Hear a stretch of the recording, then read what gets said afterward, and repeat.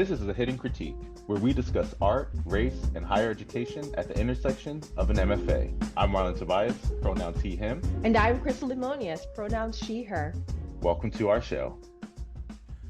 Whew, Chris, we made it.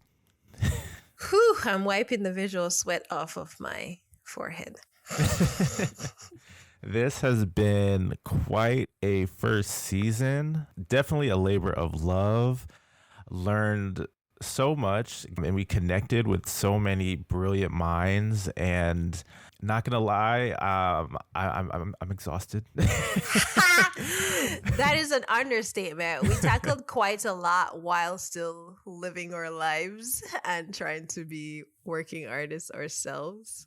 Yeah, we navigated many new experiences that has, I guess, in some ways created content for us to think about the future. Yeah, yes. Well, I mean, I kind of want to do a little recap because we did a lot of work and we didn't really have a lot of time for reflection. So I kind of want to, allow the space to have us kind of revisit some things and get some takeaways, especially for our listeners. But before we get into that, because the entrepreneurial art educator lifestyle is what it is, we got to do a little check-in. And Chris, how is your heart? My heart is healing, but it's past the messiest part of that healing. And I am grateful for being on the other side of most of that. That's how my heart truly is right now.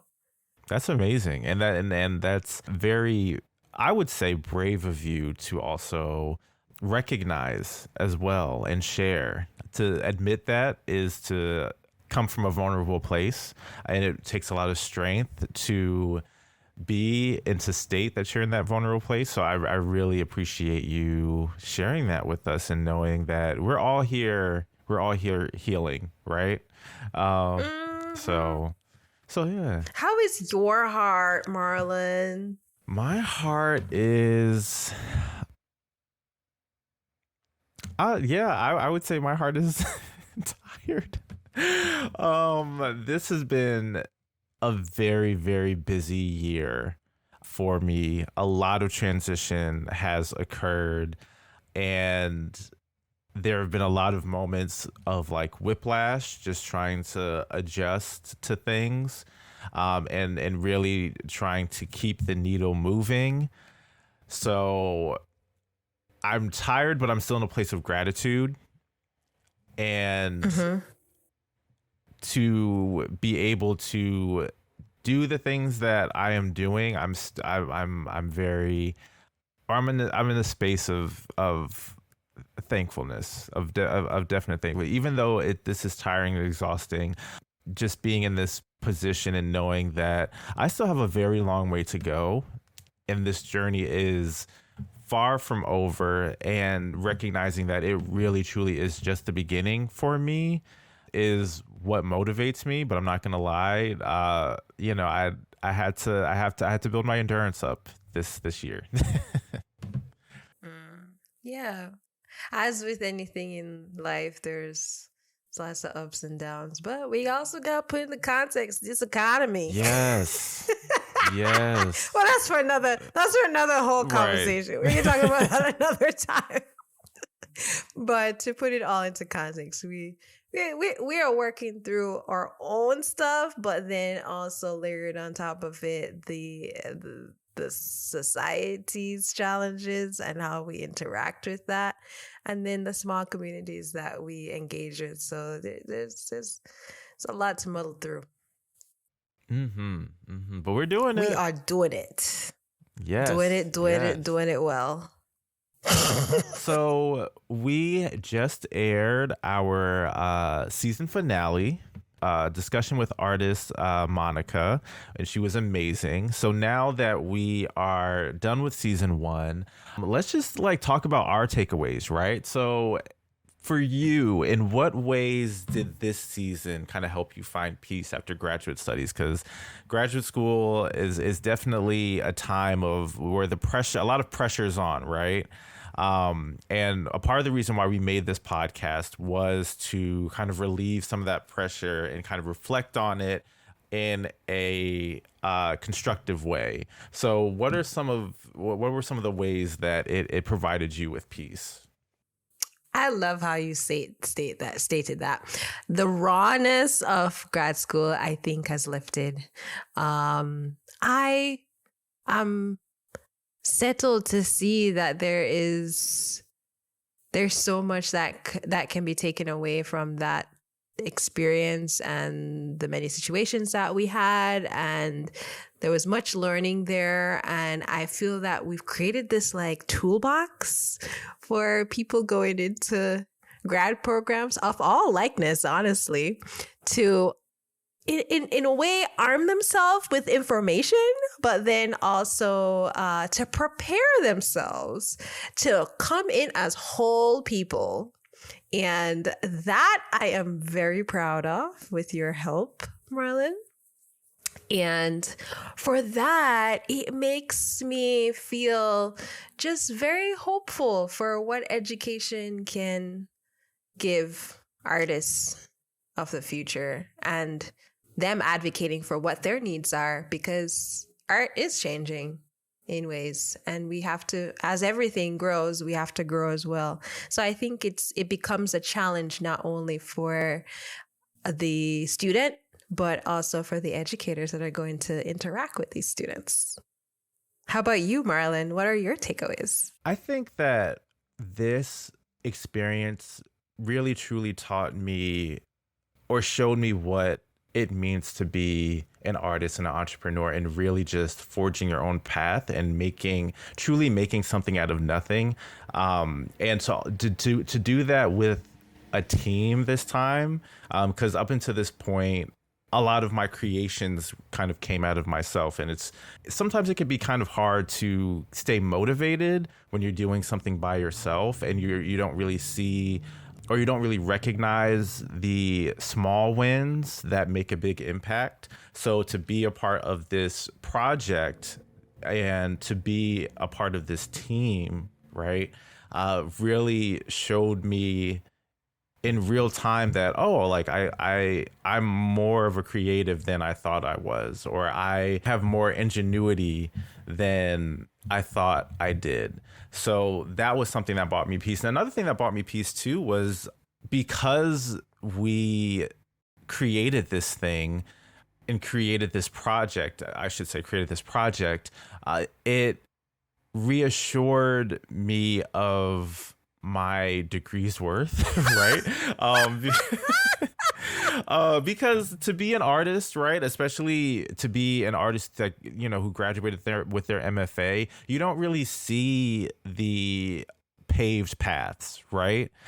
So in a lot of ways, you can come out with this degree with a degree of anxiety of like, how am I going to like make this happen?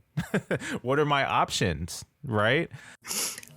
Yeah, I mean, I think as you say that in regards to what has brought you peace, before I went off to grad school, we've talked about this. I was a part of an art community, and leaving grad school, I feel like in many ways I've perfected and have become well seasoned in understanding what community, specifically in the arts, can do for you and those around you. Much of what I have developed is through the support and the interest of communities. Many of the opportunities and the experiences that I've had coming back to New Jersey is my community hugging me and saying, come on home, welcome home. And so if anything grad school has concretized for me, that was a word that was used a lot when we were there, is how community is at the foundation of developing a successful career that has longevity. There's an African proverb that I read recently. I can't tell you where in Africa it's from. It slips me now. But it said, you want to go fast, go alone. You want to go long, go together. Mm-hmm. And so with that in mind, that is literally the art, the whole program. You have to decide that you are going to take the hand of the people around you that you have values similar to. And if you guys are in unison, you know how to conflict resolve, and you know how to be equitable with each other, you can go quite far. And I prefer that path than to go fast by myself. We're playing the long game here. That's right. That brings me to the next point. What were some of the highlights from the topics we covered this season? What were some of those things that really stood out for you in all the conversations that we had? Yeah, so I want to go all the way back to like the first episode for me, because a lot of that information that we provided and that we researched was very reflective and indicative to our experience that we had, right? So just thinking about the stats on Black MFAs, talking about the definition of a working artist, having those discussions about market share, right? Especially with Black art professionals, that really gave a clearer picture of what we have in front of us and what we have to essentially work against in order to be successful, in order to create space for us. So I think that information really gave me a form of assurance, finally, that one, I'm not crazy, right? And this experience that I'm having isn't unique. And also giving me the confidence of, because now that I have this information, now I know a little bit more how to navigate my career and my experience as an artist. Mm-hmm. How about you? So this podcast is a reflection of my type A personality, in that anything that I have anxiety over, I research the heck out of in order to gain some sense of control, if you will, but an illusion of control, just being armed with the amount of information that it will take to help me to make thoughtful, intentional decisions. That said, the research-packed episodes, like what you shared in episode 1, were initially my favorite. However, as we got further into the season, I started to just truly enjoy the conversations less about strategy and tactics, but around the conversations with other artists and what they discovered that we also discovered together. But that said, in those that were most strategic, I enjoyed episodes 8 and 9, where in episode 8, we talked about the critique handbook and how, for me, that was super pivotal in learning how to express where my artwork would kind of fit in the realm of contemporary art discourse and put words to what discussions I did not want my work in. And just finding ways to create parameters in these formal discussions with faculty that made me feel safe and also heard and respected. That was a great conversation for me. And then also episode 9, where we discussed mental health and self-care practices, because so important, but more so important because of when we went through grad school was in the height of the pandemic. So we were feeling all of what was happening and the anxieties of what was happening in the world, plus the anxieties of like trying to make a career after all of this, as we were seeing all of the fluctuations in the economy and the housing market, and oh my God, list goes on. All that said, it helped me to truly figure out in the mix of lifing, how do I find serenity and methods of self-regulation, emotional regulation. And that was important for me then, and has even increased in importance for me now. So I think those were my big highlights, aside from the great conversations that we had with guests, that oh my gosh, I can pick apart the various things that were wholesomely nourishing. But overall, the conversations in those 2 episodes were most useful for me. Yeah. And just having that conversation about mental health just reminds me of how blessed we are to live in a time now where we as people of color can finally look at addressing mental health without it being taboo, but instead being embraced and in a lot of ways celebrated, because that's a conversation that we have to have. There's a lot that we carry because of historical traumas, right? So to be Black artist or artist of color in the 21st century that can now openly talk about our mental health and feel and create spaces to comfortably talk about that is gratifying, is very gratifying for me. And I thank you, Chris, for joining me in us building this space of safety where we can talk about our journey as artists, but also keeping up and addressing our mental health throughout this journey of being artists. Yes. But like you said, we did have a lot of great conversations with some artists, a lot of amazing artists, a lot of brilliant artists, like I said before. So just thinking back to them, because we had what was it, 4 or 5 artists, right?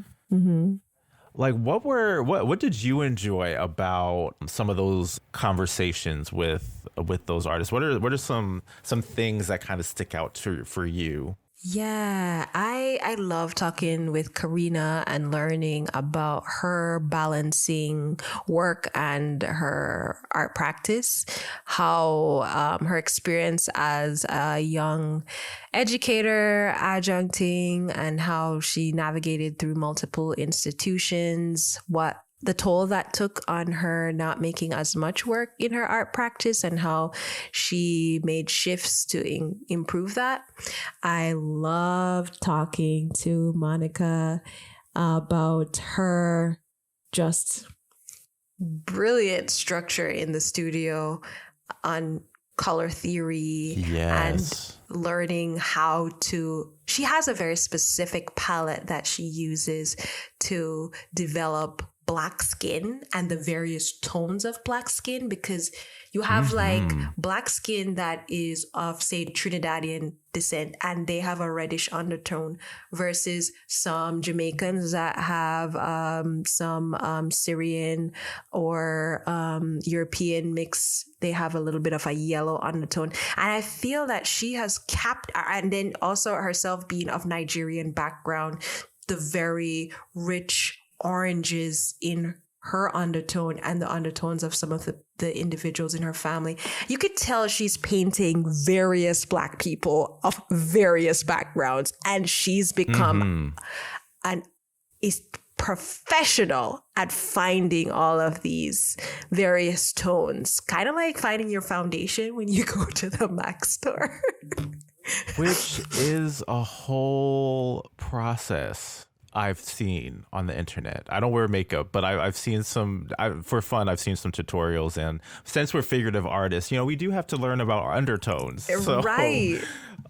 Yeah. And then, in addition, I was humbled to hear Sharon talk about just her strategy of connecting with various institutions and curators and advocating for herself and for pay equity with various projects and keeping in relationship with various people in her community and network to sustain her art practice for all these years. I mean, I could take away something from every artist. Kyrie talking about equity in artists having potentially having a union and building, just thinking about what that would look like and how it could support some of the challenges that artists of all backgrounds face trying to be full-time working artists that oftentimes you have to supplement with some other income. And so that's just a tidbit of what we had in some of these conversations, how much we have learned from these artists and seen ourselves in their experiences, but then also taken away what we can incorporate into our work practice. So yeah, tell me, Marlon, what have you pulled from these conversations that has really nourished you? Well, in a broader sense, just how actively we're building our community, right?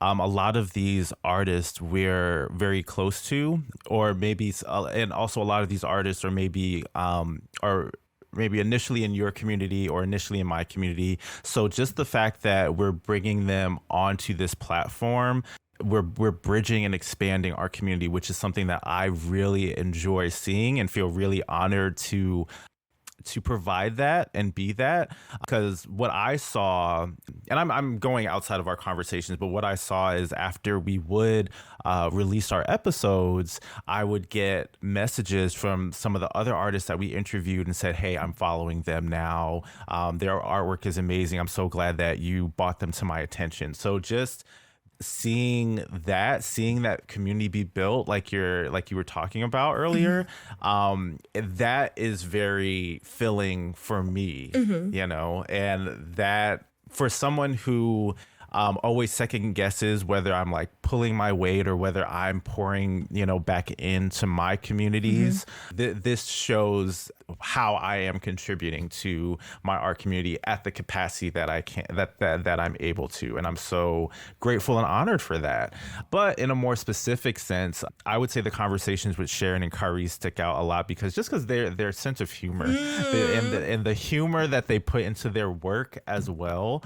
It was really just refreshing to hear how they perceive their world and how they're able to insert comedy or how they're able to be lighthearted about a lot of the trials that we as artists have to go through, especially in their case being full-time artists. So for me and you, we're taking the educational route of art where we're practicing artists, but we're also aligning ourselves with educational institutions. We're both educators, right? Yeah. But for them, they are really going that pure artist route where this is their job. And it could, I'm sure in a lot of ways, and they've talked about how taxing it could be in a world that wants to box you into a 9-to-5 job, right? So they're really going against the grain, and just hearing them still find joy and the funny in throughout the whole process was a breath of fresh air for me. And that reminded me the importance of smiling through the not smiling through the pain, but really smiling through the trial, right? Because that's a key component. The work is going to be hard, but in order to soften a lot of the labor or the strain of the labor, I think it's very important to also find moments of joy. And that's what I took away a lot from Sharon and Kyrie. Got it. Yeah, I could definitely see that for sure. They are extremely funny. They are hilarious. But lastly, we had our affirmative action series. What did you take away from those conversations specifically, where we talked with more of the social science academics and their input on this new shift politically and how it would affect or students of color and Black students in art programs? Yeah, I think what the first thing that comes to mind for me is our conversation with Dr. Wright Mir and Dr. Polito, in that this fight is a fight as far as providing equity in education that has been going on for a long time, and that the fight continues, and all hope isn't lost, essentially, right? This isn't a battle that is new, and that there are tried and true in a lot of ways soldiers in this battle that will not give up no matter the results of individual battles, right? Because for me in particular, when I found out about the Supreme Court decision, I'm not gonna lie, a part of me felt like a little deflated and asked myself, well, what happens now? What are we going to do now? Are we taking a step back? And that conversation really reminded me that this is a roadblock, but this is not the end of this battle, and that there are an army of scholars and lobbyists and organizations that are working tirelessly to ensure that these spaces provide diversity, equity, and most importantly, continued inclusion in these spaces. Okay. To make it short and sweet, I felt that Dr. Kim Budarak, as well as Dr. Wright Mir and Dr. Polito, as well as Naudi, shared all great points to give us context of the past and the present in regards to affirmative action, what led to its enactment, what led to its current use, how it has been effective, what is being lost, but then what opportunities still exist. And that depth of knowledge that they shared allowed to dispel some of the fear mongering that goes around when we lose a law. Yes, there is a loss that we want to regain politically, because there is protections when we have certain political protection, stability in our democracy. But at the same time, it doesn't mean we can't continue to organize and use what is left in our various institutions to protect the health and wellness of people of color in PWIs, making sure that they're still able to be seen in these spaces and cared for in ways that makes them feel like they belong in these spaces, and that their stories and experiences are respected at the same capacity as anyone else's. So all that to say, we learned so much to give us hope and also arm students with the knowledge that helps them to see what's been lost, but what can be done in the meantime as we continue to live our life and continue to gain our degrees and our knowledge to be fully rounded students that becomes career participants in our working world. So yeah, there's a lot that we gained there. Definitely. And something that I also want to add or piggyback off of, you mentioned how they provided context on to how we got here, which is the historical context. And I'm a lover of history. So just to have them really discuss step by step how we got here, or what was the journey along the way in order to even have affirmative action be passed in the beginning, with Neldy talking about what has happened in the 20th century, in the 1900s, and then Kim Butorak kind of taking it further back into the 1800s with when discussing Plessy versus Ferguson in particular, and how that impacted affirmative action. It really made me look at those historical landmark, or those historical markers, in a more substantial way. Agreed. Yeah. Agreed. All right, but with all that said, school is wrapping up, and so are we.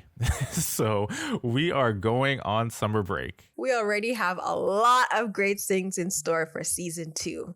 And we are taking on personal projects in our own art practice that we need to attend to, because we are also artists. Yes. So we will be taking that siesta and catching you in a later time. Thank you for listening. See you next season. Thank you for listening to our episode. The Hidden Critique is produced and hosted by us, Crystal Limonius and Marlon Tobias. Episodes are edited by Kirsten Pettifor. Original music composed by Cesar Presa. If you like the show, you can review and rate this podcast via Spotify or Apple Podcasts. You can also like, subscribe, and comment on our YouTube page. For exclusive bonus content, subscribe to our Patreon at The Hidden Critique. Or join the Hidden Critiques Discord page to engage directly with us, the host, and build community with fellow listeners.